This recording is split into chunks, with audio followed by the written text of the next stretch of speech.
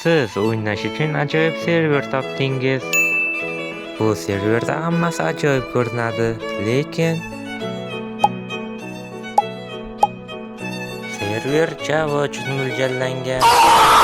Menimcha ko'pchilikda Bedrock uchun sifatli server topishda muammolar bo'lsa kerak. Bugun esa men faqat Bedrock uchun ishlaydigan top serverlarni sizlar bilan bo'lishaman. Ro'yxatni anarxiyadan boshlaymiz, chunki anarxiya hammaga yoqadi.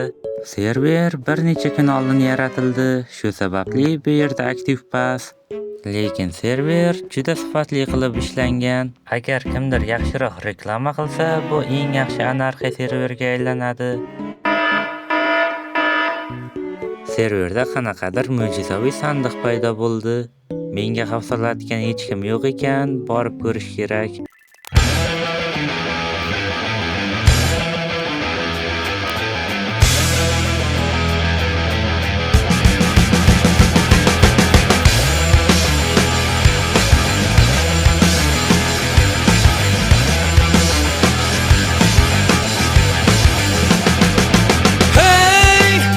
생각을 버려.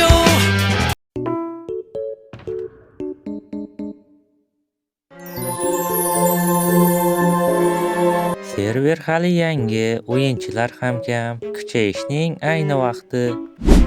Navbatdagi serverimiz PvP uchun mo'ljallangan. Bu serverda bir oy o'ynab, PvP ustasiga aylanasiz.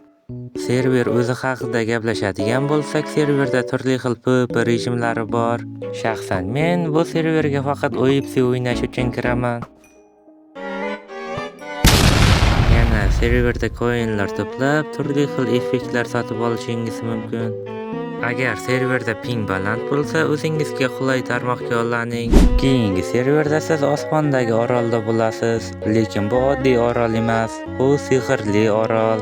Ya'ni siz serverda o'z qobiliyatlaringizni oshirishingiz, hattoki ma'lum darajadagi sehrlarni o'rganishingiz mumkin.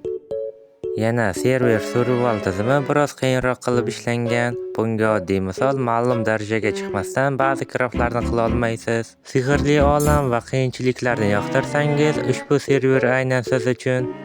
Yarim soatlik video suratga olib, 2000 ta belgilik ssenariy yozgandim, lekin video 2 daqiqalik bo'lib qoldi. Nima ham derdim, barcha server manzillari opisaniyada.